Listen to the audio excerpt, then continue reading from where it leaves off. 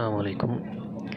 குர்ஆனுடைய முதல் வசனமாக நாம் எல்லாம் கண்ணால் பார்ப்பது சூரத்துல் ஃபாத்திஹாவினுடைய முதல் வசனம்தான்.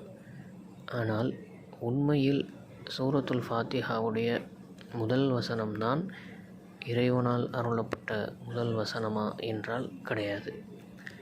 அல்லாஹ் ரப்புல் ஆலமீன் மனிதர்களுக்கு வானிலிருந்து அனுப்பிய முதல் வசனம் என்பது 96வது அத்தியாயம் 1வது வசனமாகும்.